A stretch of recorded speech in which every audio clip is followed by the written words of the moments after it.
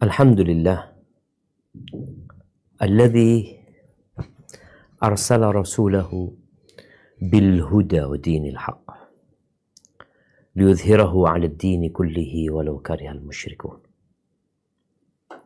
Segala puji bagi Allah Jalla Jalaluh yang telah mengutus Rasul, mengutus Nabi-Nya dengan petunjuk dan agama yang benar, agar Allah memenangkan agamanya di atas seluruh agama meskipun orang-orang musyrik membenci hal itu. Allahumma salli wa sallim ala abdika wa rasulika sayyidina wa maulana Muhammadin wa ala alihi wa ashabi ajma'in. Amma ba'd. Ahibati fillah, hari ini tanggal 19 Jumadal Akhirah 1445 yang bertepatan dengan tanggal 1 Januari 2024. Yang kita tahu perbedaan antara dua kalender ini. Yang satu kalender yang berdasarkan rembulan yang ditetapkan oleh Allah Azza wa Jal sejak penciptaan langit dan bumi. Di mana di antara 12 bulan yang Allah tetapkan, 4 di antaranya adalah bulan haram. Dan hikmah atau di antara hikmah di mana bulan-bulan ditetapkan dengan rembulan bukan dengan matahari. Karena yang ditetapkan dengan matahari tidak akan berubah. Dia akan tetap seperti itu. Di dalam agama kita ada syariat puasa, ada syariat Idul Adha dan ibadah haji. Bayangin apabila ditetapkan di satu musim, di bulan Desember umpamanya, maka akan selalu dingin. Kalau ditetapkan di bulan Juli, maka akan selalu panas. Tapi Allah bikin berputar. Sehingga tahun ini boleh jadi pelaksanaan ibadah Ramadan atau puasa Ramadan ya di waktu yang tidak terlalu panas dan tidak terlalu dingin. Maka ketahuilah umat Islam, engkau punya kalender sendiri, engkau punya peradaban sendiri. Namun 1445 tahun yang lalu Rasulullah Sallallahu Alaihi Wasallam pernah menyampaikan kepada para sahabatnya, mengatakan kepada mereka, la tattabi'unna sanana man kana qablakum. Kalian benar-benar akan mengikuti tradisi, budaya, tata cara, pedoman, jalan orang-orang sebelum kalian. Hadwal qudzati bil qudza. Shibran bi shibrin. Sejengkal sejengkal, persisnya. Sehasta sehasta. Jadi benar-benar akan mengikuti mereka. Sampai kalau orang yang dilakukan oleh mereka itu, perbuatan yang sebenarnya secara nalar gak bisa diterima. Secara hati ditolak. Perasaan juga gak mau. Logika mementahkannya, tetap diikuti.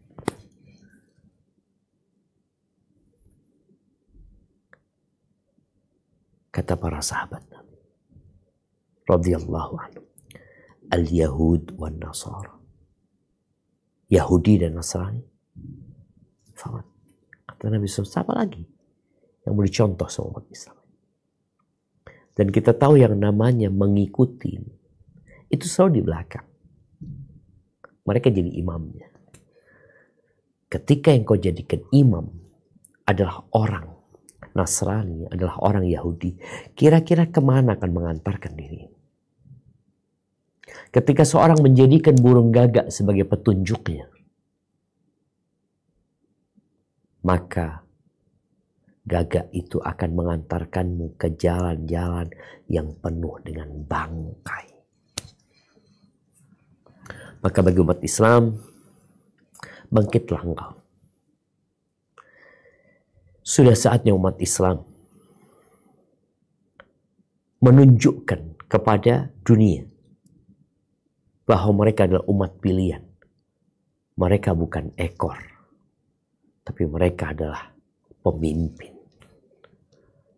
Yang terjadi di Palestina, di Gaza khususnya, menunjukkan umat Islam benar-benar berada di titik terendah mereka. Mereka terhina. Mereka tidak mampu berbuat apa-apa tatkala saudara mereka dibantai. Lalu kita masih mau mengekor sama mereka. Ahibati fillah. Tidak semua yang gemerlapan itu emas. Sebelum engkau melakukan sebuah tindakan, sebelum engkau berbuat, sebelum engkau berkata, sebelum engkau menuliskan komentar, maka cari ilmunya terlebih dahulu. Agama ini gak pakai perasaan. Agama ini bukan bersandarkan logika. Tapi agama ini berlandaskan wahyu. Hari ini kita akan belajar tentang menggunakan ayat Quran sebagai dalil. Kalau bicara dalil, semua tahu. Dalil itu adalah yang menunjukkan kepada sesuatu. Dan di dalam syariat ada 4 dalil yang disepakati. Yaitu Al-Quran, kemudian As-Sunnah, kemudian Al-Ijma', kemudian ada Qiyas. Yang dibahas di sini bukan tentang keabsahan Al-Quran sebagai dalil, karena dalil ya Quran gitu loh. Tapi bagaimana tatkala seorang berdalil dengan ayat Al-Quran, cara pengucapannya seperti apa? Ini berkaitan dengan adab. Engkau hendak membacakan satu ayat dalam Al-Quran sebagai dalil. Contoh mamanya, dalil bahwasanya Allah itu Esa dan Allah tidak beranak dan tidak diperanak. Kita baca, ya qala Allah Ta'ala, yaqulullah Ta'ala, qul huwallahu ahad, Allahu samad.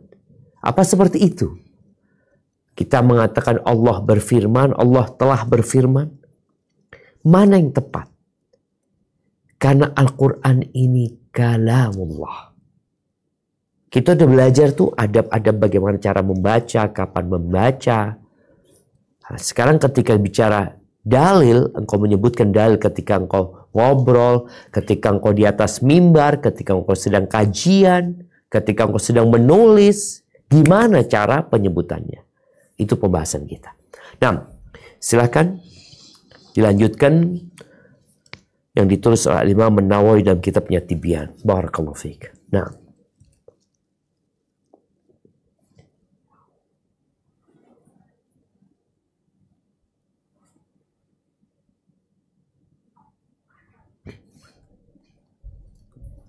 menggunakan Quran sebagai dalil.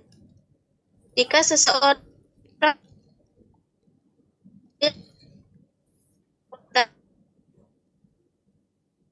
Allah Ta'ala telah berfirman, tidak ada yang makruh dari keduanya.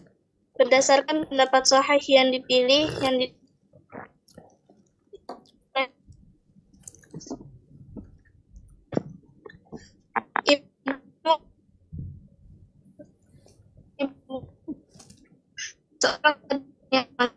ia berkata, janganlah kalian katakan, akan tetapi katakanlah sesungguhnya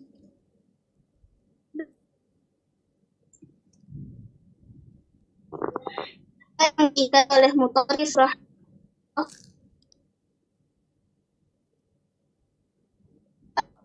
para sahabat, dan orang-orang setelah mereka, radhiyallahu anhum. Barakallahu fikum. Taib.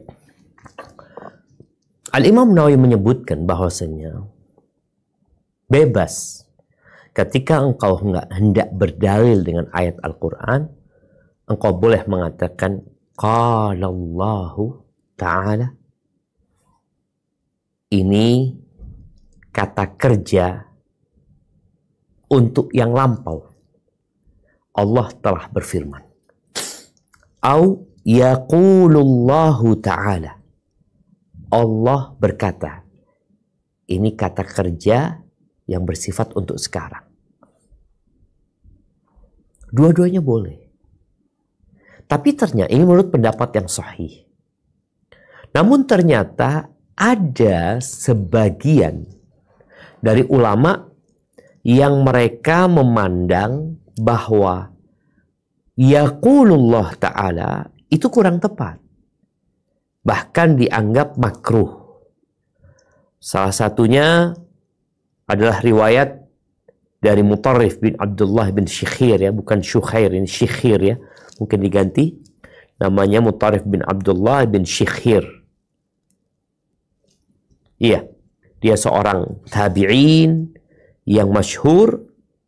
Dia mengatakan, la taqulu innallaha ta'ala yaqul. Kalian jangan berkata Allah yaqulu dengan kata kerja saat ini. Tapi katakanlah innallaha ta'ala qala. Allah Ta'ala telah berfirman. Ucapan Mutarrif ini sebenarnya kurang tepat. Subhanallah jamaah, ya. Di sini, tatkala kita mendengarkan dari seorang ustadz sebuah penjelasan tentang hukum, lalu kita mendengar dari ustadz yang lainnya penjelasan tentang hukum yang berbeda, kadang-kala kita jadi bingung, ya. Ini yang mana yang benar, ya? Tadi Imam Nawawi mengatakan nggak apa-apa, nggak makruh. Kok tahu-tahu Imam Nawawi menukil ucapan seorang tabi'in yang bernama Mutarrif bin Abdullah bin Syikhir.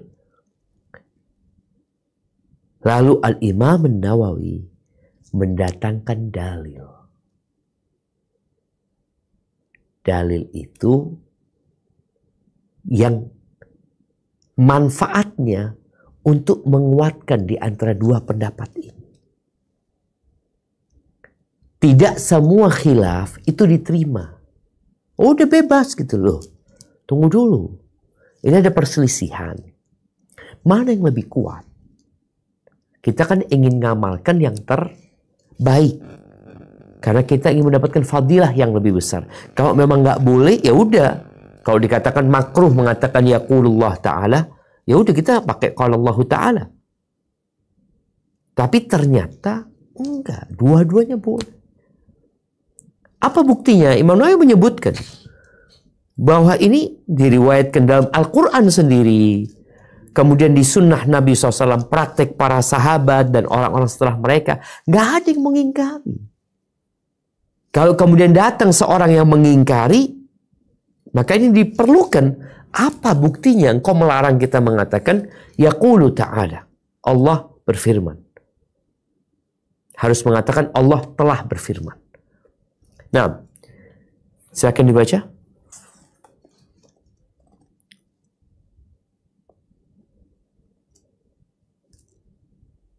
Allah telah berfirman, Wallahu yaqulul haqq. Allah mengatakan yang sebenarnya. Surat Al-Ahzab, surat ke-33, ayat ke-4. Barakallahu fikum. Kita lihat ya, Imam Nawawi ketika mendatangkan dalil dari Al-Quran, beliau mengatakan, faqad qala Allah Ta'ala. Allah telah berfirman. Beliau menggunakan kata lampau. Kata kerja lampau. Qala Allah Ta'ala. Tapi ayat yang beliau datangkan itu kata untuk yang sekarang. Wallahu yaqulul haqqa wa huwa yahdis sabil. Wallahu yaqulul haq, yaqulu. Dan Allah mengatakan, ini pakai kata kerja untuk yang sekarang ya. Dan Allah memberikan petunjuk kepada jalan yang benar. Ini bukti bahwasanya nggak ada masalah kita mengatakan wallahu yaqulu. Karena Allah sendiri menyebutkan dalam Al-Quran wallahu yaqulu. Baik, dilanjutkan.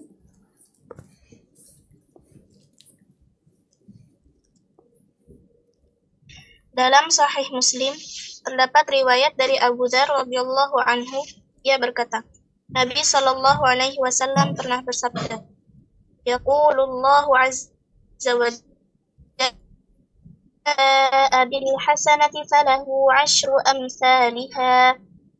Allah azza wa jalla berfirman, barang siapa berbuat kebaikan, niscaya ia mendapat balasan 10 kali lipat balasan amalnya. Barakallahu fiik. Kita lihat nih dalil yang kedua. Dalil yang kedua adalah sabda Rasul sallallahu alaihi wasallam yang diriwayatkan oleh Imam Muslim dari Abu Dzar radhiyallahu an, Nabi pernah bersabda. Qala Rasulullah. Ini kata lampau, Nabi pernah bersabda dulu. Apa? Yaqulullahu azza wa jalla. Allah berkata, Allah mengatakan, tidak menggunakan kata lampau. Nabi sendiri, ketika beliau mendatangkan dalil dari Al-Quran, ternyata boleh dengan mengatakan qala Allah atau yaqulullah azza wa jalla. Man ja'a bil hasanati falahu asyru amsalihha. Barang siapa berbuat kebaikan, niscaya ia mendapatkan balasan 10 kali lipat balasan amalnya. Taib. Ini dalil yang ketiga. Atau yang kedua, afwan yang kedua. Kita akan masuk ke dalil yang ketiga. Lanjutkan. Dalam Sahih Bukhari mengenai tafsir surah Ali Imran ayat 92, faqala Abu Talha, ya Rasulullah, Allah Ta'ala yaqulu fi kitabih, lan tanalul birra hatta tunfiqu mimma tuhibbun. Abu Talha berkata, wahai Rasulullah, Allah Ta'ala berfirman dalam kitabnya. Artinya, kamu tidak akan memperoleh kebajikan sebelum kamu menginfakkan sebagian harta yang kamu cintai. Ini adalah perkataan Abu Talha dan pada saat Nabi Shallallahu Alaihi Wasallam bersamanya. Barakallahu fiik. Ya, kita lihat di sini. Di dalil pertama Nabi sendiri yang mengatakan. Di dalil yang kedua dari hadis ya. Ini ucapan Abu Talha, ucapan seorang sahabat yang bernama Abu Talha radhiyallahu anhu. Suaminya Ummu Sulaim, ibunda Anas bin Malik radhiyallahu anhu.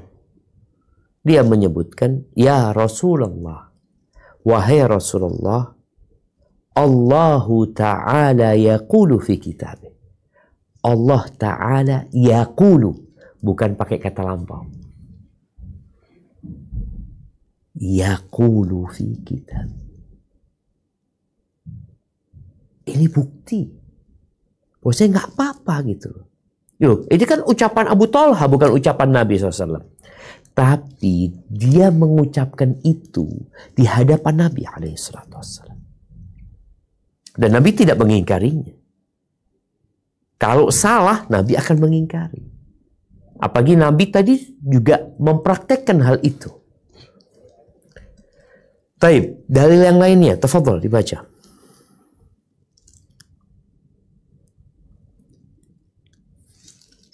Dalam kitab Sahih terdapat riwayat dari Masruq rahimahullah yang berkata, Qultu li Aisyah radhiyallahu anha, alam yaqulillahu ta'ala وَلَقَدْ رَآهُ بِالْأُفُقِ الْمُبِينِ فقالت أَوَلَمْ تَسْمَعْ أَنَّ اللَّهَ تَعَالَى يَقُولُ لَا تُدْرِكُهُ الْأَبْصَارُ وَهُوَ يُدْرِكُ الْأَبْصَارَ أَوَلَمْ تَسْمَعْ أَنَّ اللَّهَ تَعَالَى يَقُولُ وَمَا كَانَ لِبَشَرٍ أَن يُكَلِّمَهُ اللَّهُ إِلَّا وَحْيًا ثُمَّ قالت في هذا الحديث والله تعالى يقول يا أيها الرسول بلغ ما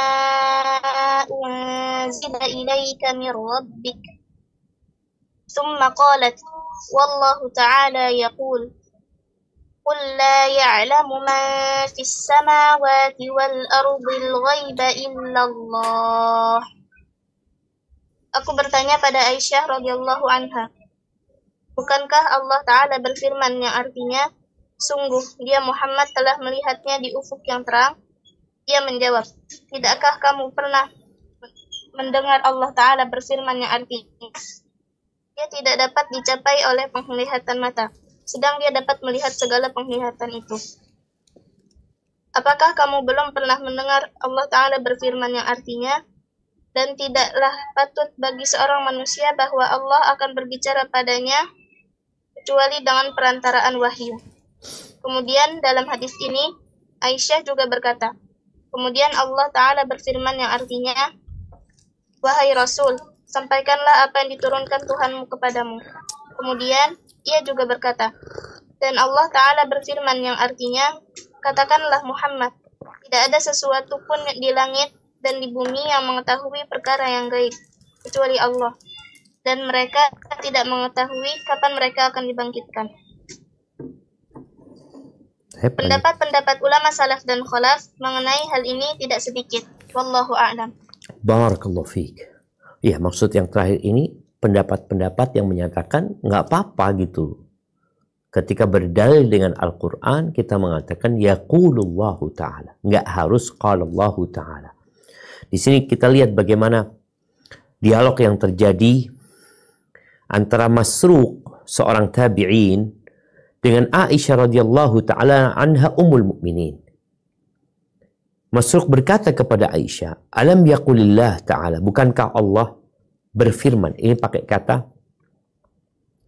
sekarang ya, bukan kata lampau. Walaqad ra'ahu bil ufuqil mubin. Maka Aisyah menjelaskan, awalam tasma, apa engkau belum mendengar? Anallaha ta'ala yaqul, bahwa Allah Ta'ala yaqulu, bukan qala.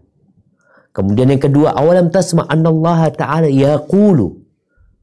Aisyah mengatakan yaqulu. Kemudian di selanjutnya, wallahu ta'ala yaqulu, wallahu ta'ala yaqulu. Jadi pendapat yang lebih kuat dan itu pendapat yang sahih, yang berlandaskan dalil-dalil dari Al-Quran sendiri dan dari sunnah Nabi SAW serta praktek para sahabat radhiyallahu anhum ketika mereka berdalil dengan Al-Quran, mereka mengatakan Allahu Ta'ala yaqul, tidak dengan kata lampau. Ya, ini hendaklah diperhatikan sehingga kita tidak perlu mengingkari kalau tahu-tahu mendengar orang mengatakan yaqulullahu ta'ala, ternyata pendapat itu pendapat yang bisa diterima dan bisa dipraktekkan dan sudah dipraktekkan oleh para sahabat Nabi radhiyallahu anhum. Baik, kita sudah selesai jamaah dari pembahasan ini. Kita akan masuk ke pembahasan yang berkaitan dengan hataman. Hataman Al-Quran. Ada orang yang hatam 3 malam sekali. Ada orang yang hatam 7 hari sekali. Ada orang yang hatam sebulan sekali. Apa yang dilakukan ketika menghatamkan kalamullah yang terdiri dari 30 juz, 114 surat, 6.000 ayat lebih? Apa seharusnya yang dia lakukan? Karena ini sebuah kesuksesan dan pencapaian yang perlu diapresiasi. Gak semua orang loh. Ada orang 20 tahun gak pernah hatam Quran. Ada orang sampai mati gak pernah hatam Quran. Tapi ada orang yang rutin hatam Quran. Adabnya seperti apa ketika hatam Al-Quran? Bukan hatam hafal ya, hatam membaca. Taib, tafadhol dibaca.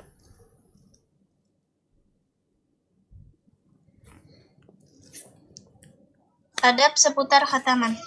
Ada beberapa pembahasan. Yang pertama, waktunya. Dijelaskan sebelumnya bahwa khataman yang dilakukan oleh qori saja hendaknya dilakukan ketika salat. Lebih baik lagi pada 2 rakaat salat fajar atau 2 rakaat salat sunnah maghrib. Namun pada 2 rakaat salat sunnah fajar lebih afdol. Taib. Ini bicara waktunya. Kalau mau menghatamkan Quran itu sebenarnya nggak ada waktu khusus ya. Boleh jadi kita hatamnya waktu zuhur. Kita memang baca ya Quran itu, terus baca waktu zuhur kita sampai ke Qul huwallahu ahad, Allahu samad, lam yalid wa lam yulad wa lam yakul lahu kufuwan ahad. Selesai kita sampai sana. Tapi ada yang mungkin waktu asar baru sampai sana. Setelah sebulan nih, kalau kita bicara yang one day, one juz, momen seperti itu. Tapi di sini disebutkan, bagi orang yang baca, buat dianya yang membaca, maka dianjurkan kalau bisa hatamnya ketika sholat. Jadi bacaan Qur'annya itu dibaca ketika sholat juga. Apalagi kalau sudah juz amma, insya Allah udah pada hafal juz amma. Maka bagaimana membaca juz ammanya itu ketika sholat. Dan disebutkan di sini ya lebih afdol, ada yang menyebutkan di 2 rakaat sebelum subuh. Kan kita dianjurkan baca Qul ya ayyuhal kafirun sama Qul huwallahu ahad. Itu kalau di waktu fajar. Warak atai sunnatil maghrib. Atau waktu maghrib. Jadi para ulama memang menyebutkan mana yang lebih utama, menghatamkan di siang hari atau di malam hari. Kalau memang mau menghatamkan di pagi hari, hendaklah di 2 rakaat sebelum subuh. Kalau menghatamkan di malam hari, hendaklah lebih utama selesai sholat maghrib, kita sholat sunnah ba'diyah, maka kita hatamkan di situ. Dan Imam Nawawi mengatakan, dan kalau dihatamkan di waktu fajar itu lebih utama. Namun jamaah, kalau memang sudah sampai, jangan nunggu besok subuh. Artinya kita udah selesai. Maghrib itu sudah selesai. Artinya maghrib itu selesai, kita hatam, lalu kita mulai dengan Al-Fatihah dan masuk ke Al-Baqarah. Jangan nunggu, enggak, kan afdolnya 2 rakaat sebelum subuh ya, momen seperti itu. Karena nanti kita akan lihat, ternyata memang nggak ada dalilnya. Hanya saja para ulama melihat, ya kalau orang hatam di waktu pagi itu kan harapannya dapat berkah tuh 1 hari itu full. Dari pagi sampai petang dia dapat berkah. Kalau dia hatamnya di malam hari ya paling afdol mereka sebutkan maghrib tuh. Ba'diyah maghrib. Jadi dia dapat berkah dari hatam Quran itu sampai pagi. Itu aja yang mereka sebutkan. Adapun dalil dari sunnah Nabi SAW dan dari praktek para sahabat memang nggak ada. Artinya mereka mengkhususkan waktu untuk hatam itu 2 rakaat sebelum subuh. Apalagi 2 rakaat sebelum subuh kita tahu dianjurkan baca Qul ya ayyuhal kafirun dan Qul huwallahu ahad. Taib. Dianjurkan? Sekali waktu ia dianjurkan untuk khataman pada awal siang dan di lain waktu pada awal malam. Ya, ini menunjukkan ya kalau bisa kita ada dalam sebulan tuh, kalau memang ada yang sebulan mungkin 2 kali hatam ya. Ada yang mungkin tadi sebulan sekali dia hatam. Oke, bulan ini selesai hatamnya di pagi hari. Nanti ada bulan lain hatamnya di malam hari. Artinya orang memang merencanakan. Kan ada orang yang memang dia sudah punya target. One day, one juz. Kapan bacanya? Ana bacanya itu selesai sholat. Subuh Ana baca 2 halaman. Zuhur 2 halaman. Maghrib 2 halaman, asar 2 halaman, maghrib 2 halaman, isya 2 halaman, 1 juz. Pokoknya seperti itu.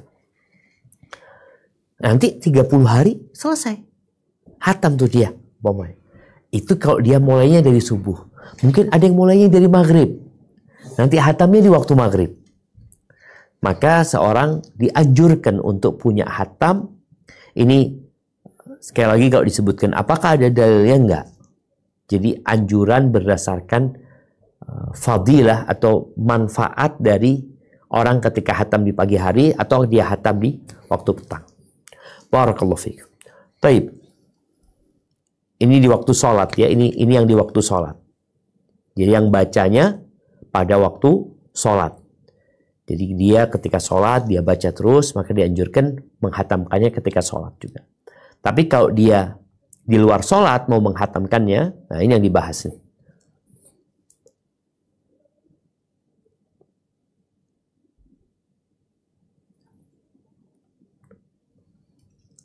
Untuk yang menghatamkan di luar sholat, suatu jamaah yang menghatamkannya bersama-sama, maka dianjurkan untuk menghatamkannya pada awal siang dan pada awal malam. Dan pada awal siang lebih afdol menurut sebagian ulama. Iya, ini kalau di luar sholat. Kalau tadi sendirian, orang itu yang sholat, yang hatam ya. Kemudian bagaimana dia menghatamkannya? Imam Nawawi berpendapat lebih utama di 2 rakaat sebelum subuh. Dia selesaikan bacaan 30 juznya. Adapun yang di luar sholat, dan jamaah yang mereka bareng-bareng menghatamkan. Kan ada yang memang punya program one day, one juz.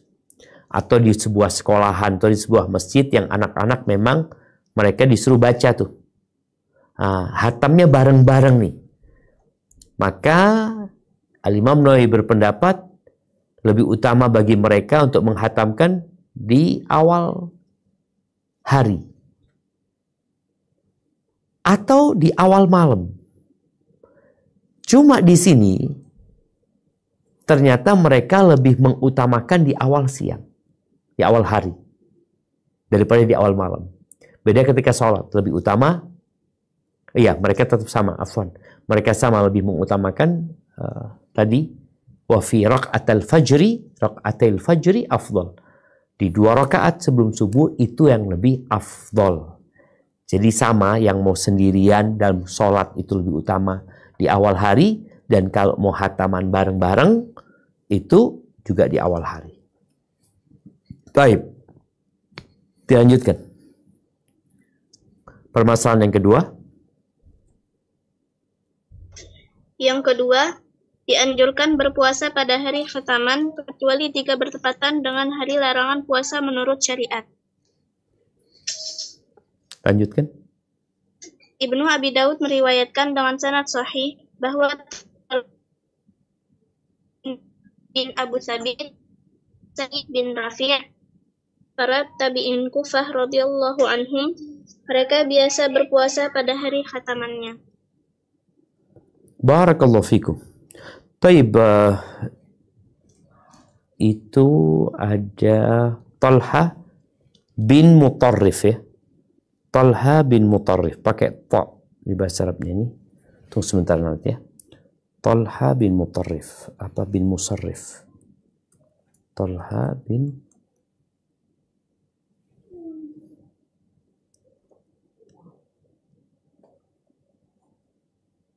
Naam. Kana qari ahli Kufah. Talha bin Mutarrif. Jadi bukan bin Musarrif, dibetulin. Yang sahih Talha bin, bentar, mana fullback.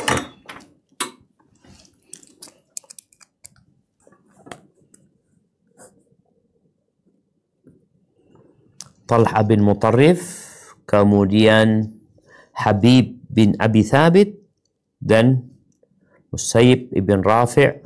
Ini para tabi'in Kufah. Mereka biasa berpuasa pada hari hatamannya. Al-Imam Nawawi tidak menyebutkan bahwa 3 tabi'in Kufah yang mereka para qurra ya, mereka menganjurkan orang lain untuk mengikuti mereka, enggak. Dan ini juga ini perbuatan tabi'in, bukan perbuatan sahabat. Mereka kalau hataman ya mereka hari itu mungkin ingin mendapatkan keutamaan yang lebih ya. Mereka akhirnya berpuasa sehingga menggabungkan antara 2 ibadah yang kita tahu. Bahwasanya Al-Quran wasyam, Quran dan puasa ini ya'ti yaumal qiyamah syafi'an li ashabihi. Dia akan datang pada hari kiamat memberikan syafaat kepada orang-orang yang melakukannya. Jadi mereka ingin menggabungkan sepertinya bagaimana mereka hataman hari itu dan hari itu mereka juga berpuasa. mengumpulkan dua fadilah ini. Tapi tidak ada hadis yang menganjurkan agar kalau kita khataman kita puasa. Dan juga mereka tidak menganjurkan orang lain. Hanya Al-Imam Nawawi menukil bahwa mereka ini para qurra biasanya di hari khataman mereka akan berpuasa sunnah. Selama hari itu bukan hari larangan. Dan sekali lagi kita tahu keutamaan puasa bersama Al-Quran yang memang kita tahu ketika di bulan Ramadan, bulannya Al-Quran di mana orang-orang berpuasa dan mereka banyak membaca Al-Quran dengan harapan mereka mendapatkan karunia dari Allah Azza wa Jal. Seperti itu. Baik, ini permasalahan yang kedua. Baik, permasalahan yang ketiga sekarang dibaca. Yang ketiga, sangat dianjurkan untuk menghadiri majelis khataman Al-Quran. Lanjutkan. Terdapat riwayat dalam Sahihain bahwa Rasulullah Shallallahu Alaihi Wasallam menyuruh wanita haid keluar pada hari Id hingga mereka dapat menyaksikan kebaikan dan dakwah kaum muslimin. Barakallahu fika. Ya, kita lihat di sini Al-Imam Nawawi berpendapat dianjurkan dengan sangat. Untuk apa? Untuk menghadiri majelis khataman Quran. Subhanallah. Jadi kalau di masjid umpamanya anak-anak tuh mereka punya jadwal memang baca ya. Biasanya mereka baca Quran dari halaman pertama terus satu nanti mereka khatam. Ketika mereka khataman pas mau membaca akhir dari surat sebagai penutup dari Quran, maka dianjurkan kita ikut hadir. Mendengarkan, menyimak ya khataman mereka. Apa dalilnya? Al-Imam Nawawi berdalil dengan hadis yang diriwayatkan Imam Bukhari dan Muslim bahwa Rasulullah SAW memerintahkan kepada siapa? Memerintahkan kepada wanita-wanita yang haid, yang datang bulan, untuk pergi keluar dari rumahnya, hadir di hari raya, di pelaksanaan sholat Id dan khutbatul Id. Apa tujuannya? Mereka sholat enggak. Ini jelas. Di mana perempuan-perempuan yang datang bulan, mereka tidak boleh sholat. Tapi di sisi yang lain, Rasulullah SAW menyuruh mereka untuk keluar dari rumahnya dalam kondisi mereka haid. Hadir di lapangan pelaksanaan sholat Id. Tujuannya apa? Liyashhadnal khair. Liyashhadnal khair. Agar mereka menyaksikan kebaikan. Ini majelis yang penuh dengan kebaikan. Orang-orang bertakbir ya. Mereka sholat. Wa da'watal muslimin. Dan doa. Dakwah kaum muslimin maksudnya doa umat Islam. Mereka hadir di sana. Kalau orang yang haid disuruh hadir, gimana kalau ini majelis khatam? Artinya orang sedang baca Quran dan sampai waktu dia khatam, yang tentunya ini majelis menjadi majelis yang sangat indah sekali ya. Tapi sekali lagi jemaah perlu kita renungkan bersama bahwa bacaan Quran kita, hafalan Quran kita dan anak-anak kita itu semuanya adalah duniawi. Kalau kita tidak mengamalkan apa yang ada di dalamnya, hanya akan menjadi kebanggaan. Saya sudah selesai khatam Quran. 2 kali saya khatam. Sampai orang ini mengamalkan. Baru jadi akhirat buat dia. Baik. Ini dalil pertama yang digunakan oleh Imam Nawawi. Ya, bukan hanya khataman Quran, yang menyaksikan majelis-majelis yang penuh dengan kebaikan, kajian-kajian ilmu. Apalagi tadi kalau bicara orang yang menghatamkan Al-Quran ya, dia menyelesaikan bacaan 30 juz ayat Quran yang turun selama 23 tahun. Dia selesaikan. Apalagi kalau baca sama artinya, ini sebuah kemuliaan. Baik, dalil yang kedua yang disebutkan, nah,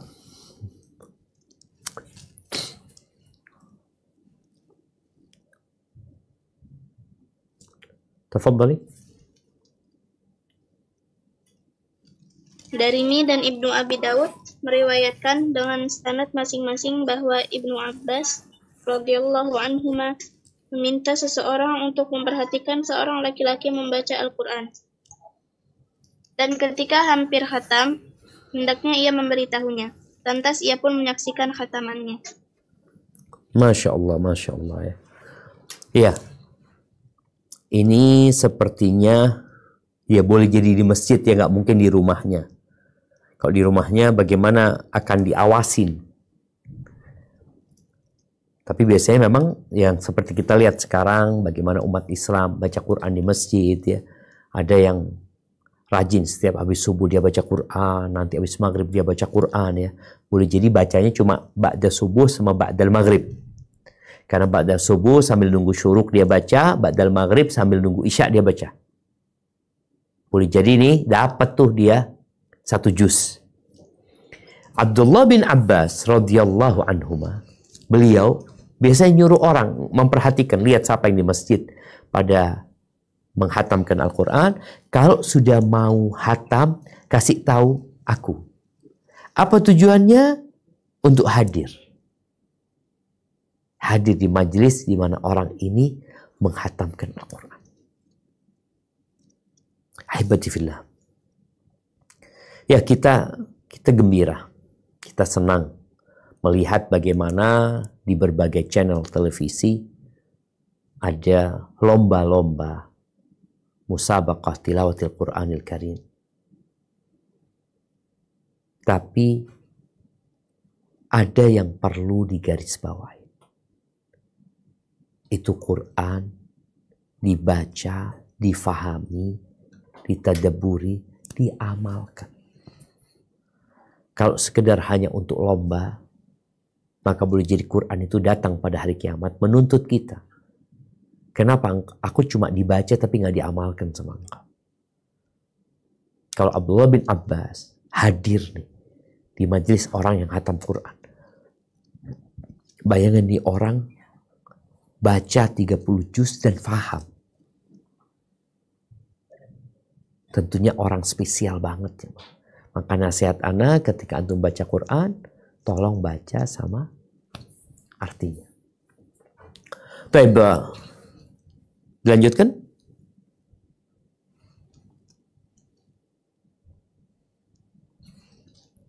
Ibnu Abi Daud meriwayatkan dengan 2 sanad sahih.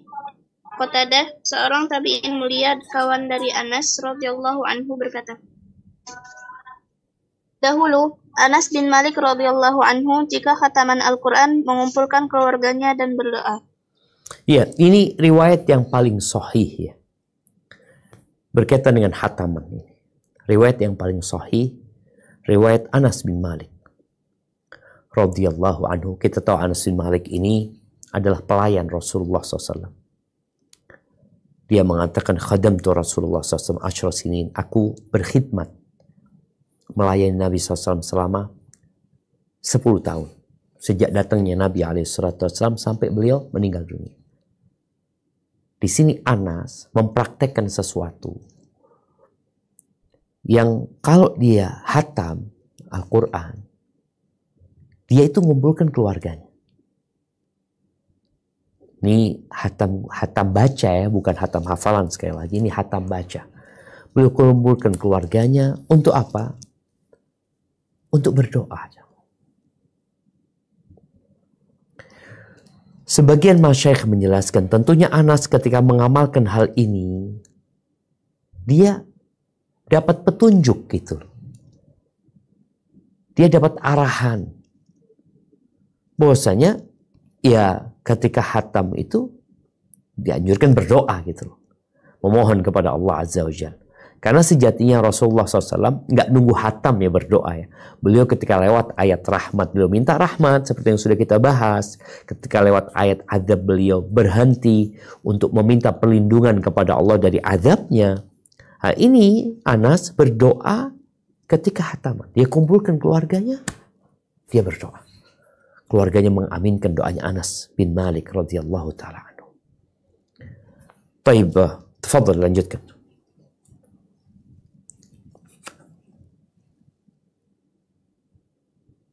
Ia juga meriwayatkan dengan sanad-sanad sahihnya, Hakam bin Utaibah, seorang tabi'in mulia berkata, Mujahid dan Ubadah bin Lubabah pernah mengutus utusan kepadaku. Mereka berpesan, sesungguhnya kami mengutus utusan kepadamu karena kami akan mengadakan khataman Al-Quran. Dan doa ketika khataman Al-Quran itu mustajab. Baik, ini ucapan para tabi'in ya. Bagaimana Mujahid ibn Jabr, muridnya Abdullah bin Abbas radhiyallahu anhuma, katanya Hakam bin Uyainah, Mujahid dan Utbah ibn Lubabah ngundang Hakam bin Uyainah, faqala inna arsalna ilaik. Mereka mengatakan kami ngundang engkau ini. Tujuannya apa? Lianna aradna an nakhtim al-Quran. Kami ini mau hatam Quran nih. Kami mau hatam Quran. Wad du'a yustajabu inda khatmil Quran. Dan disebutkan maksudnya doa mustajab ketika menghatamkan Al-Quran. Ahibati fillah.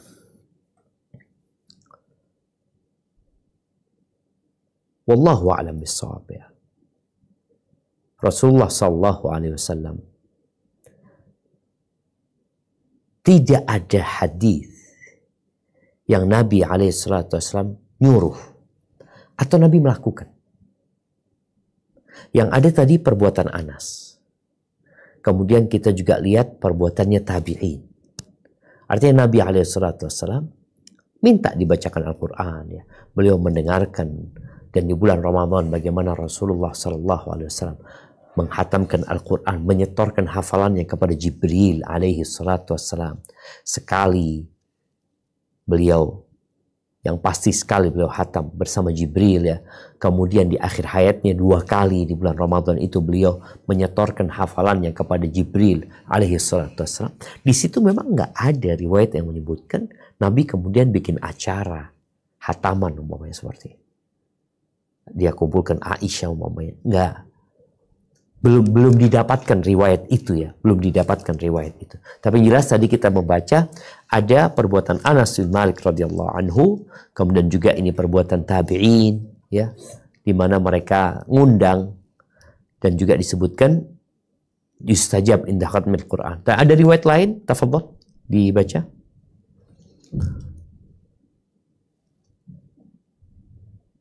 Dalam beberapa riwayat sahih disebutkan bahwa rahmat diturunkan pada saat khataman Al-Quran. Ya, ini ada fi ba'di riwayat as-sahihah. Itu bukan doa mustajab.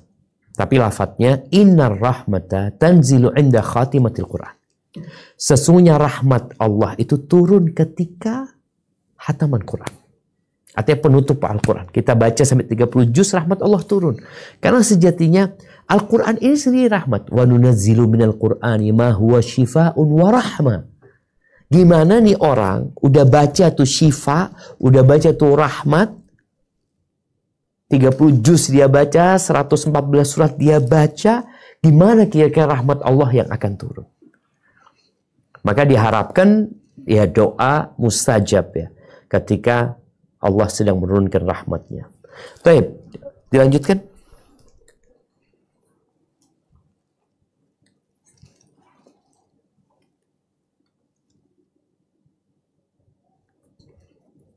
Diriwayatkan pula dengan sanad sahih, Mujahid berkata, mereka biasa berkumpul pada saat khataman Al-Quran karena mereka meyakini bahwa pada saat itu rahmat diturunkan.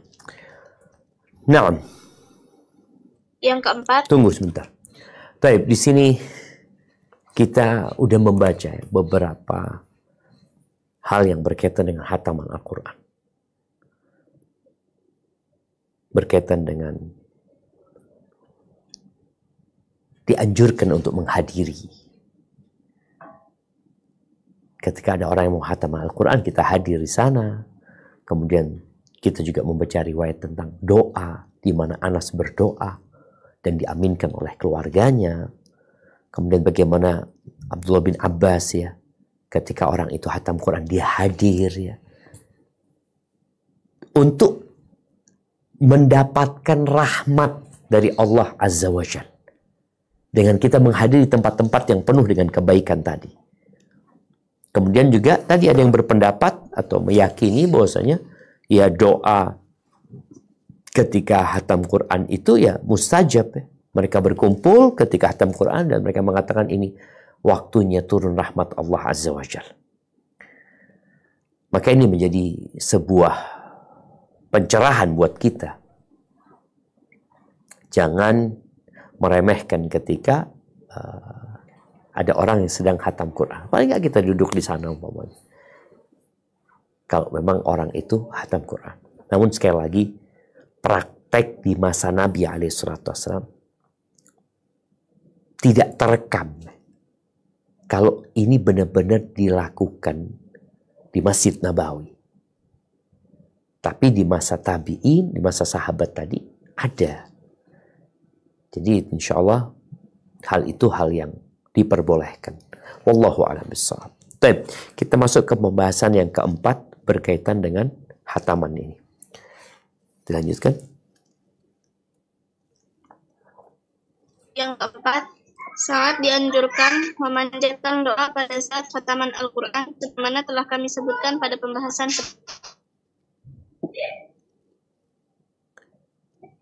Baik, dilanjutkan. Tirmidzi dan hendaknya meriwayatkan. Humaid bin A'raj berkata, barang siapa Al-Quran kemudian berdoa, maka ada 4.000 malaikat yang mengamini doanya. Baik, ini ya ucapan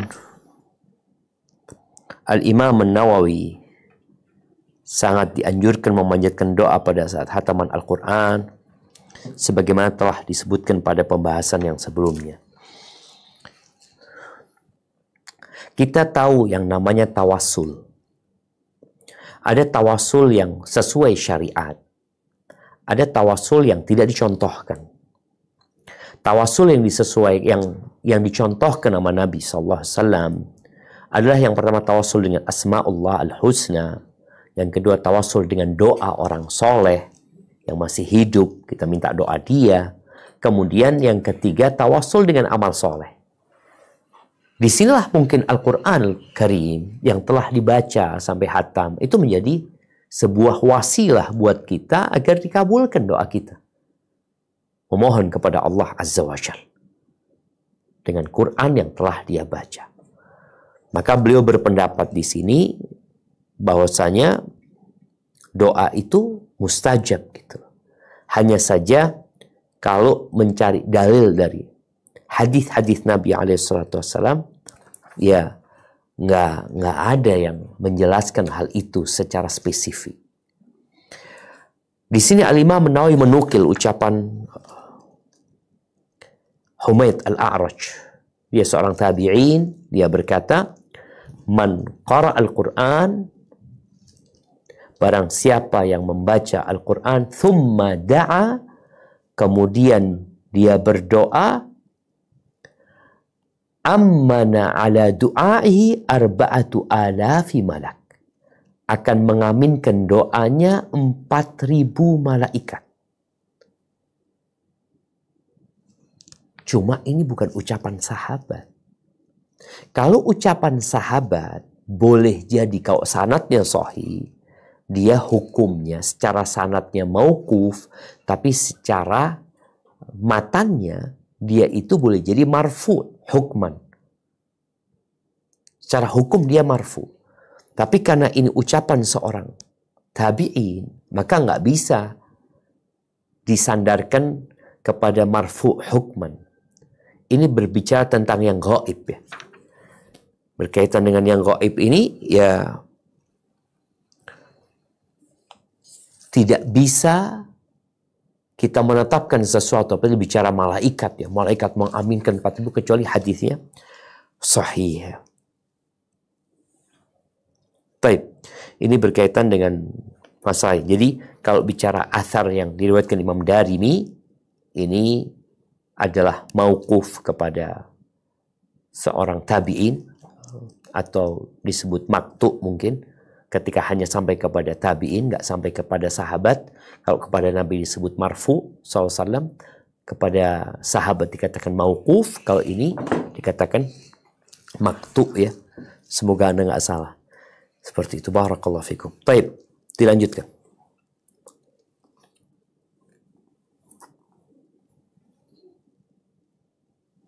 Hendaknya ia sungguh-sungguh dalam berdoa, memohon urusan-urusan yang penting, bagi kebaikan kaum muslimin, pemimpin negara, serta orang-orang yang terlibat dalam urusan rakyat. Masya Allah jamaah ya. Kita lihat nih ya. Al-Imam Nawawi ketika bicara nih doa tempatnya mustajab ya. Waktunya yang mustajab juga. Mintanya minta apa? Banyak di antara kita yang hanya memikirkan dirinya. Memikirkan keluarganya. Memikirkan kesenangan duniawi. Al-Imam Nawawi menyebutkan, hendaklah dia itu bersungguh-sungguh ketika berdoa. Yang kedua, memohon urusan-urusan yang penting. Ada banyak urusan, kita semua punya urusan. Ada yang penting, ada yang lebih penting, ada yang paling penting. Maka hendaklah kita melihat dan memilih doa-doa yang penting. Kemudian, wa ayyukthir fi dzalika, dan hendaklah dia memperbanyak doa bagi kebaikan umat Islam. Berdoa untuk kebaikan umat Islam. Kalau sekarang berbicara kebaikan umat Islam, engkau berdoa untuk 2 miliar manusia. Doakan mereka. Wasalah sultani, bukan hanya kebaikan umat Islamnya, tapi juga kebaikan pemimpin mereka. Kita bicara di Indonesia. Engkau pernah nggak doakan pemimpinmu di waktu-waktu saja? Kalau kita punya Presiden Jokowi, mungkin orang punya gubernur di tempat dia. Ada yang punya bupati di tempat dia. Mereka pemimpin. Yang kebaikan mereka insya Allah akan menciprati ya, rakyat yang dipimpin. Engkau doakan kan? Wasaili wulati umurihim. Jadi mendoakan pemimpin yang paling tinggi dan mendoakan semua orang-orang yang terlibat dalam urusan rakyat. Itu didoakan. Jadi engkau doakan pemimpinmu, Allahumma aslih waliya amrina wa ulata umuril muslimin. Perbaiki pemimpin kami dan pemimpin-pemimpin umat Islam semuanya. Baik yang di Indonesia, yang di Malaysia, yang di Arab Saudi, yang di Mesir, di mana kita minta jemaah. Karena ini waktu yang mulia ya. Baik. Dilanjutkan.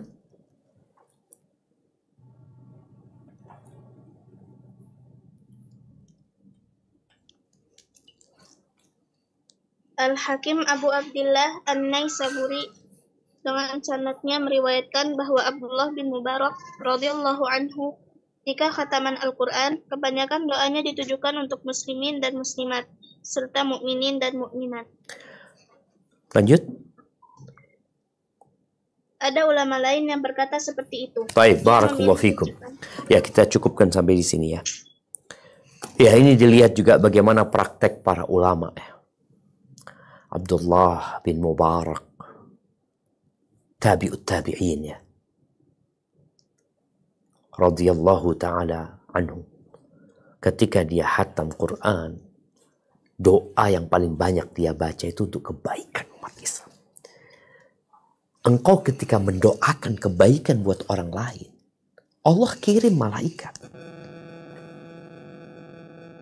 yang mengaminkan doamu dan memohonkan kepada Allah agar engkau dikasih yang sama seperti itu. Walaka mithlu dzalik. Gimana kalau engkau mendoakan 1 juta orang? Engkau mendoakan 10 juta orang. Kalau engkau mendoakan 100 juta orang. Terus hari ini engkau mendoakan 2 miliar manusia. Untuk kebaikan mereka. Wallah jamaah.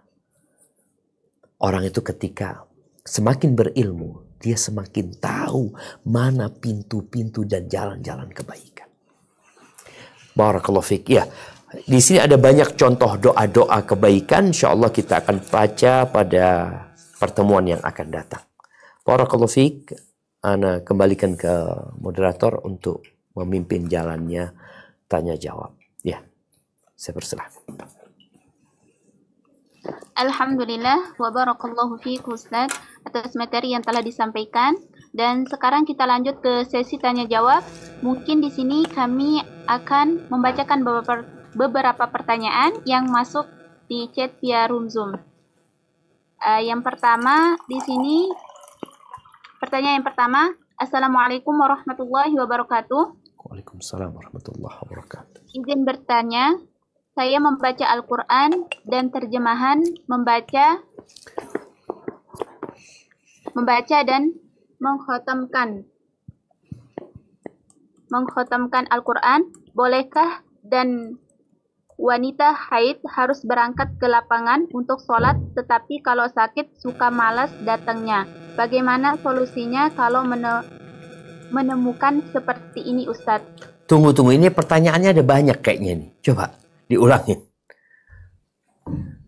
Assalamualaikum warahmatullahi wabarakatuh. Izin bertanya, saya membaca Al-Quran dan terjemahan membaca sebelum subuh dan mengkhatamkan setelah zuhur, tetapi melalui online, melalui Zoom, dan setelah itu membaca doa khataman Al-Quran. Bolehkah? Dan wanita haid harus berangkat ke lapangan untuk sholat, tetapi kalau suka malas datangnya, bagaimana solusinya kalau menemukan seperti ini? Pertanyaannya kayaknya ada 2, Ustadz. Ada 2 ya. Yang pertama berkaitan dengan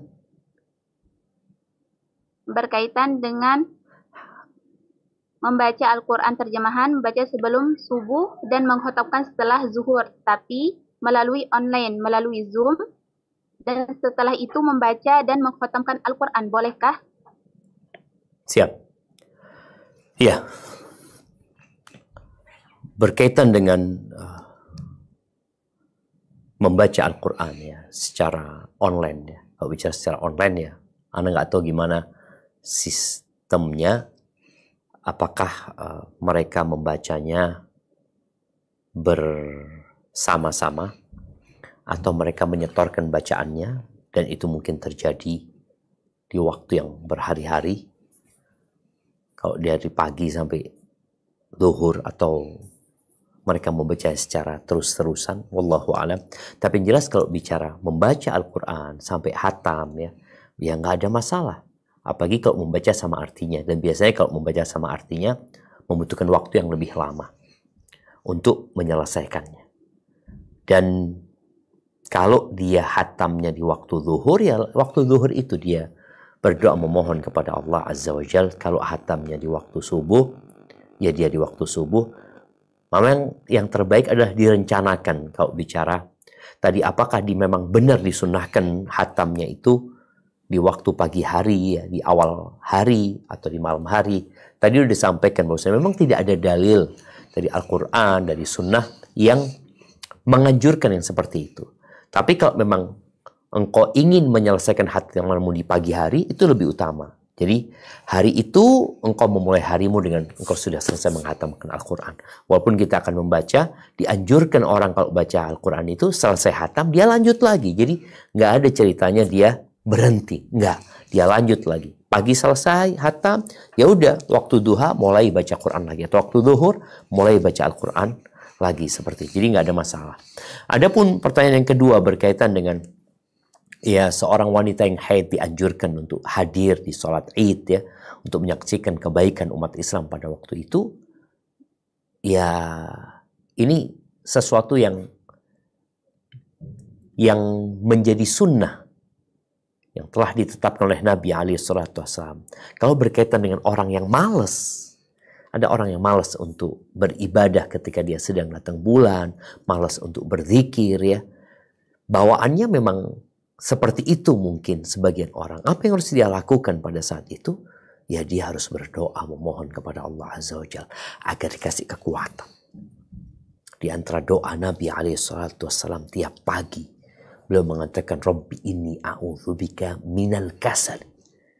Ya Allah, aku berlindung kepadamu dari kemalasan. Kita maunya santai. Kita maunya enak-enakan. Apalagi kalau datang bulan, kadang-kadang bawaannya tidur ya. Oke, ketika engkau biasa sholat malam, engkau nggak sholat malam. Engkau nggak sholat subuh. Tapi bukan berarti zikir ya, istighfar di akhir malam engkau tinggalkan. Kemudian zikir pagi engkau tinggalkan. Maka perlu diperangi. Maka buat mereka yang datang bulan, usahakan aktivitasnya itu tidak berubah. Tidak berubah gimana? Ya tadi, waktu dia bangun malam, dia tetap bangun. Tapi dia nggak sholat. Apa yang dia lakukan? Dia bisa istighfar. Dia berzikir. Dia berdoa mohon sama Allah. Doa tetap mustajab walaupun kau datang bulan. Zikir pagi tetap kau baca. Jangan karena aku datang bulan berarti aku kan nggak sholat. Berarti kalau sholat aja aku tinggalkan apalagi zikir. Engkau itu perlu untuk senantiasa membentengi dirimu dari syaitan. Caranya zikir. Maka berdoa dan memaksa diri kita agar kita ya tetap menjalankan aktivitas kita, khususnya yang berkaitan dengan zikrullah ya. Hadza wallahu a'lam bissawab. Nah.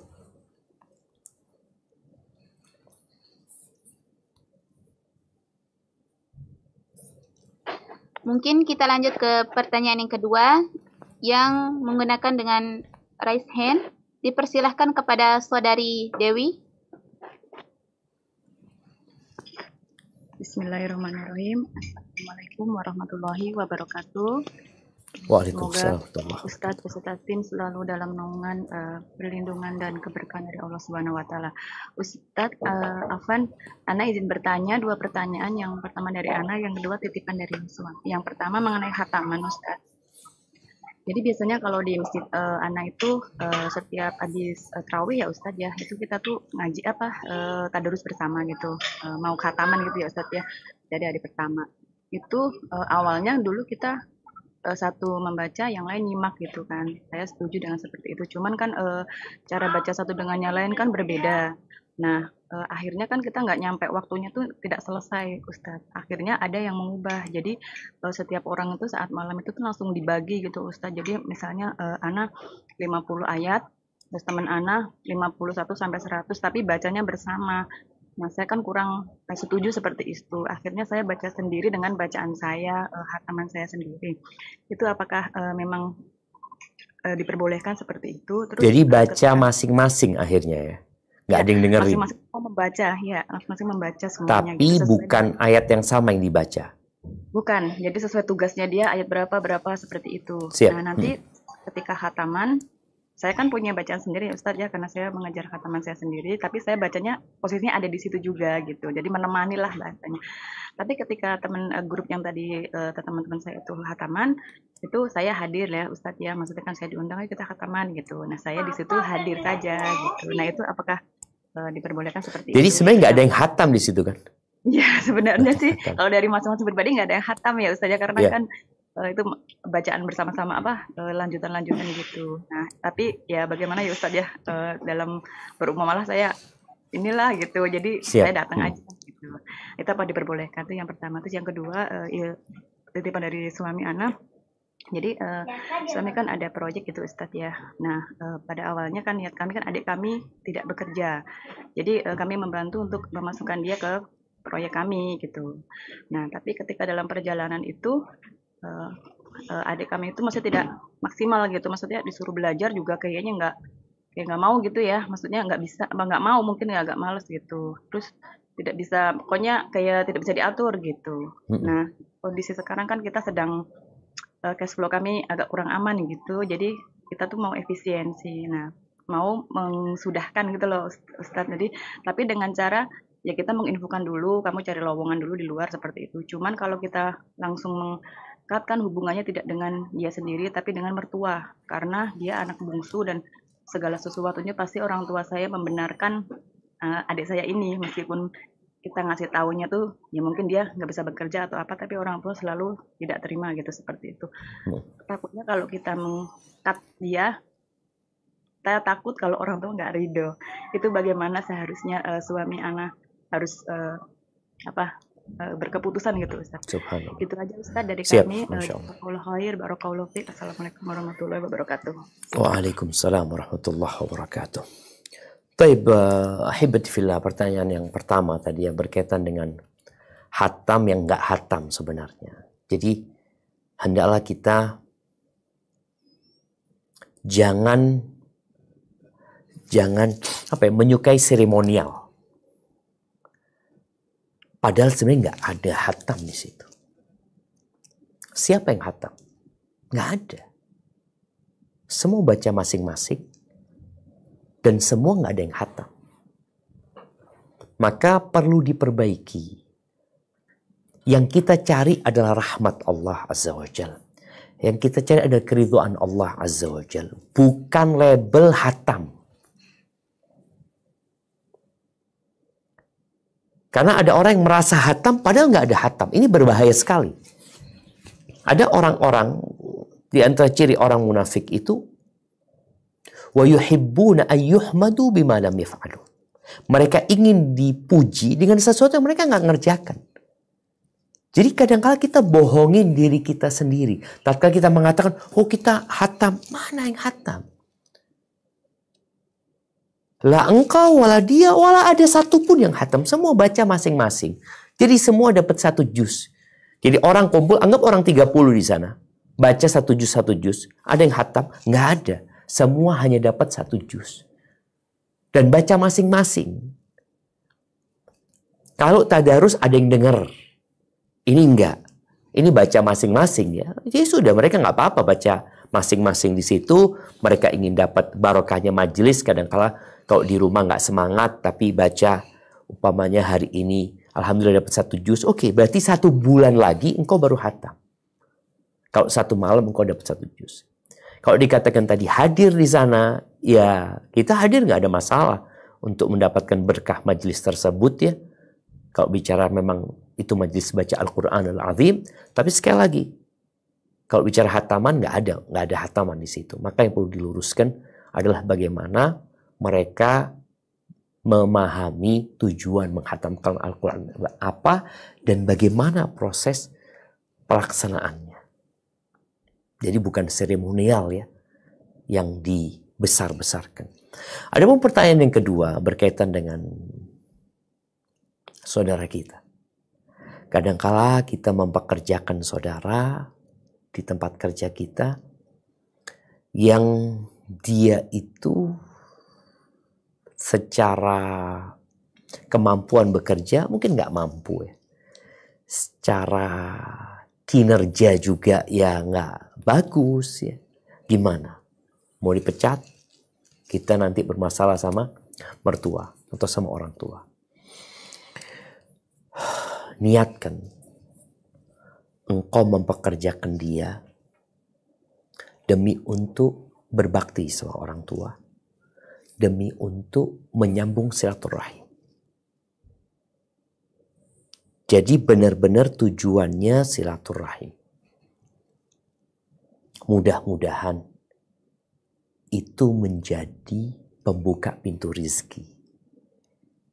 Tapi kalau niatmu memang mempekerjakan dia untuk mendapatkan manfaat dari diri dia, ya, orang kerja kan memberikan manfaat kepada perusahaan ya, kepada tempat kerja. Maka akhirnya yang ada tadi engkau berpikir mau mecat dia, mau berhentikan dia. Tapi kalau memang kondisi yang menyebabkan tadi disebutkan kondisi keuangan yang tidak memungkinkan, mungkin tidak dipecat dulu.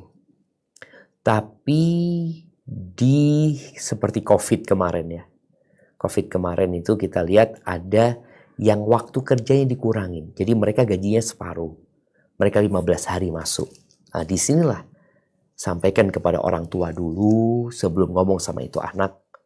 Pada orang tua kondisinya seperti ini. Jadi kita mungkin akan pekerjakan dia 15 hari dalam sebulan. Di sisa hari itu mudah-mudahan dia dapat pekerjaan lain. Mungkin seperti ini solusinya. Jadi niat 15 hari itu bukan dapat manfaat dari dia. Tapi niatnya adalah menyambung silaturahim, berbakti sama orang tua. Sambil mudah-mudahan dia dapat kerjaan di tempat lain yang ya dapat memudahkan hidup dia nantinya. Hadza wallahu a'lam bissawab.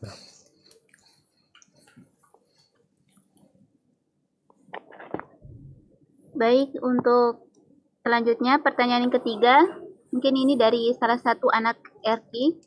Dipersilahkan.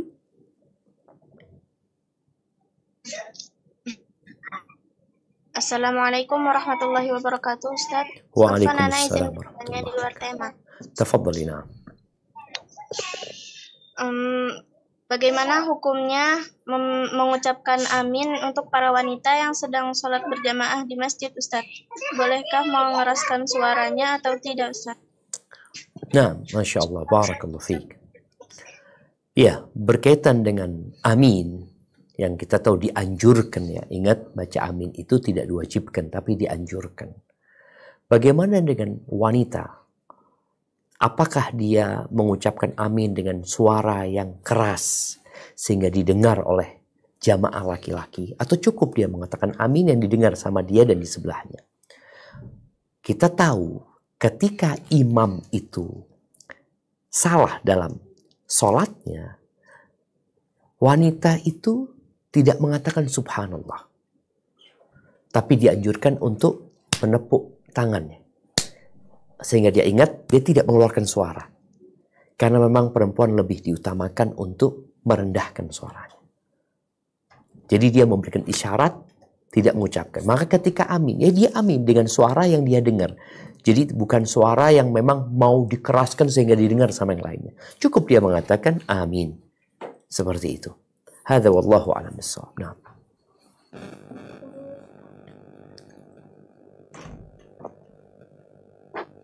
Baik, untuk pertanyaan yang keempat, mungkin yang menggunakan raise hand, dipersilahkan kepada saudari Erdina Putri. Assalamualaikum warahmatullahi wabarakatuh, Ustadz. Semoga Ustadz beserta tim diberkahi Allah. Izin bertanya, Ustadz, Ana di sini kan mempunyai anak perempuan yang bulan Juni kemarin itu sudah waktunya masuk SMP gitu. Tapi Ana putuskan untuk masuk ke pondok saja. Tapi qadarullah pada saat itu Ana belum mengenal manhaj salaf gitu.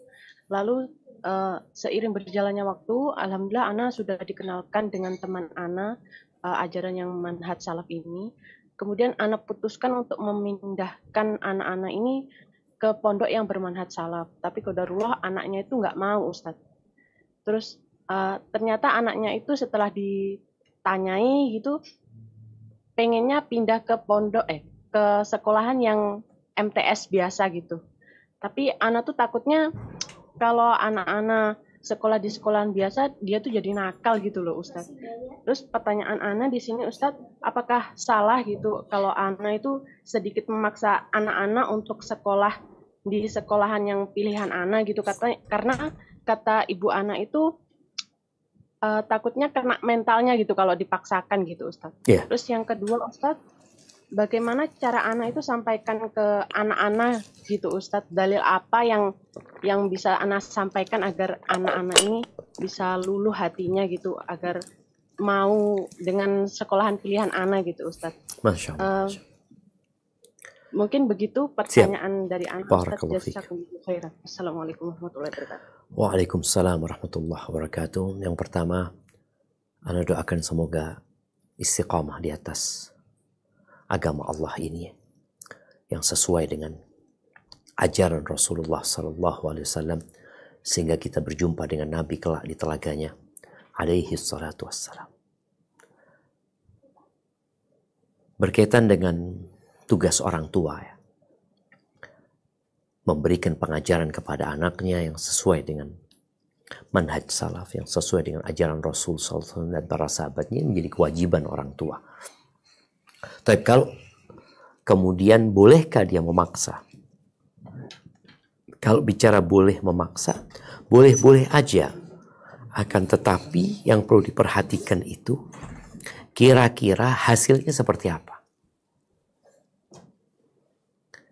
Karena ada anak-anak yang dipaksa di pondok, nggak jadi benernya dia.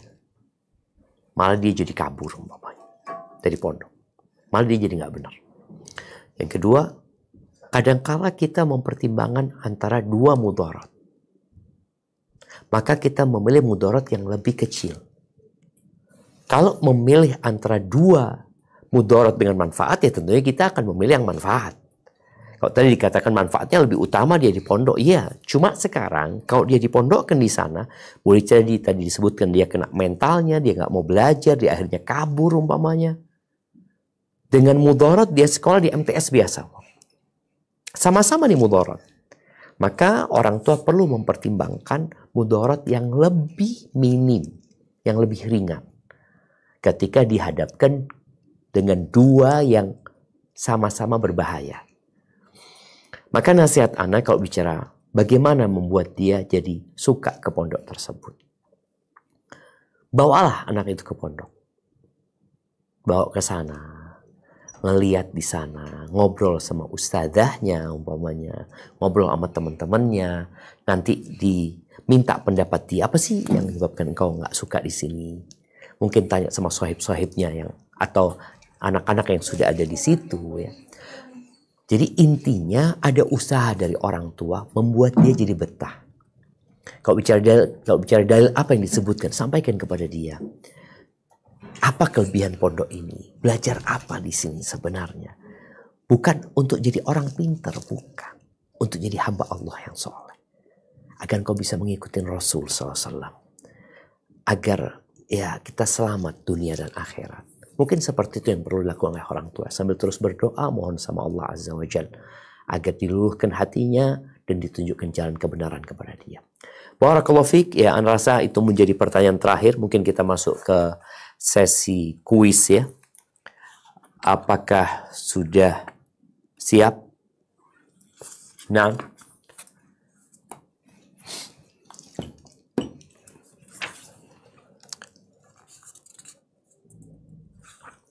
Baik, pertanyaan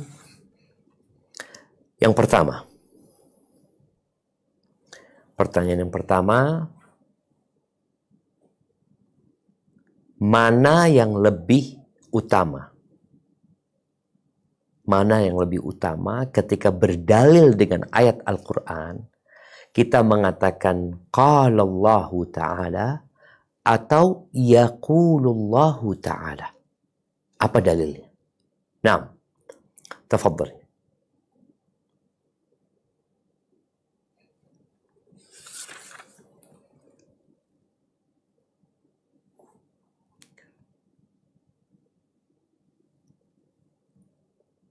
Dipersilahkan kepada Saudari Yunarti.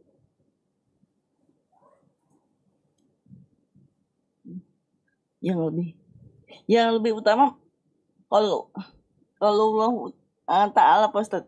Jadi membaca Al-Quran dengan terjemahannya, karena itu lebih baik, karena untuk menguasai kita, menguasai artinya apa yang kita baca Pak Ustadz. Enggak, tunggu, pertanyaannya ketika kita berdalil ya, kita mengatakan ya, kita mau pakai ayat Al-Quran sebagai dalil.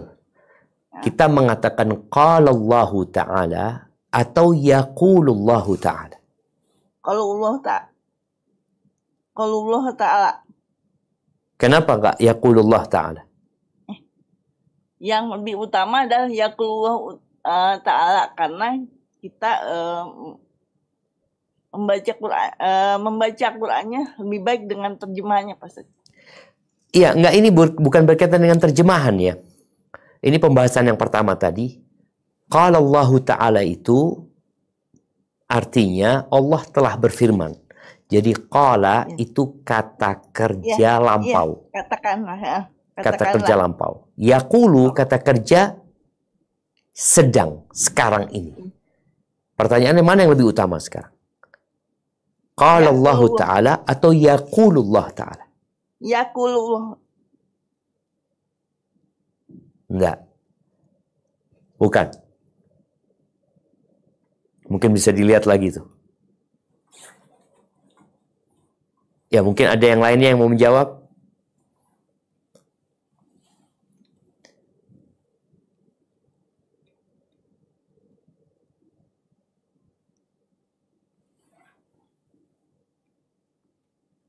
Nah, tafadhali.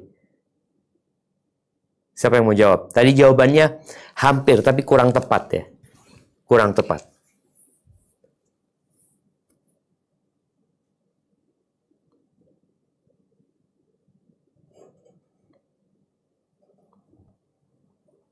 Nah, tafadhali. Masih ada yang mau jawab?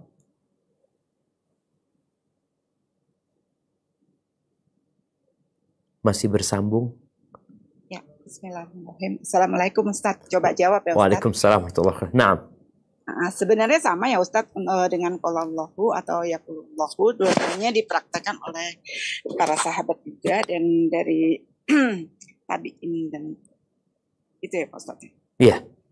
Siap, barakallahu fiik. Sebenarnya diperbolehkan juga menggunakan yaqulullah walaupun ada yang memakruhkan ya Ustaz, tapi beberapa ini mengatakan bahwa Nabi dan para sahabat itu juga mempraktekkan dengan menggunakan yaqulullah. Jadi barakallahu fiik. Jadi memang ada dua pendapat ya. Ada pendapat yang memakruhkan mengatakan yaqulullah Ta'ala. Tadi kita baca pendapatnya Mutarrif bin Abdullah bin Syikhir, tapi pendapat yang sahih nggak ada masalah karena dipraktekkan oleh Allah sendiri dalam Al-Qur'an. Wallahu yaqulul haqq. Kemudian Nabi SAW juga mengatakan yaqulullahu Ta'ala. Wallahu yaqul, dan dipraktikkan oleh para sahabatnya. Jadi nggak ada masalah dan itu pendapat yang lebih rajih. Baik, pendapat yang pertanyaan yang kedua. Adab seputar hataman. Bicara hataman ini, kenapa Imam Nawawi berpendapat dianjurkan kalau mau hatam itu adalah di awal hari atau di awal malam? Nah, siapa yang mau jawab? Kenapa beliau lebih menganjurkan kalau mau hataman Al-Quran itu di awal hari atau di awal malam? Kalau waktu sholat beliau berpendapat ya di 2 rakaat sebelum subuh atau 2 rakaat setelah maghrib. Kalau dalam sholat.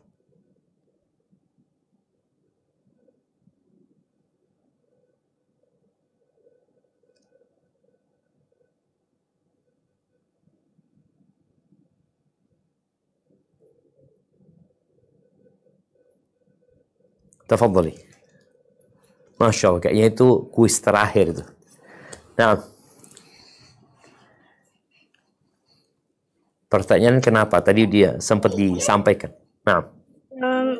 Afwan Ustaz, ana izin jawab. Siap, tafadhali. Kalau menghatamkan di awal fajar itu supaya mendapatkan kebaikan sampai maghrib. Kalau hatamannya di awal malam supaya mendapatkan kebaikan sampai pagi. Masya Allah, barakallahu fiik. Iya, jadi dia menghadapi hari itu dengan penuh kebahagiaan dan penuh berkah serta rahmat ya. Ketika dia di pagi hari menghatamkannya, kalau di malam hari dia mendapatkan kebaikan dan rahmat di malam hari itu ya, di awal malam sampai besoknya, seperti itu. Tapi barakallahu fiik, jamaah, itu yang dapat kita kaji pada kesempatan kali ini. InsyaAllah kita akan lanjutkan pembahasan tentang hataman di pertemuan yang akan datang berkaitan dengan doa-doa apa yang seharusnya dibaca, di mana Imam Nawawi menyebutkan beberapa lafaz doa untuk kebaikan dunia dan akhirat, khususnya kebaikan buat umat Islam. Jazakumullah khair, sampai berjumpa kembali. Semoga senantiasa dalam lindungan ilahi. Ana kembalikan ke moderator. Wassalamualaikum warahmatullahi wabarakatuh.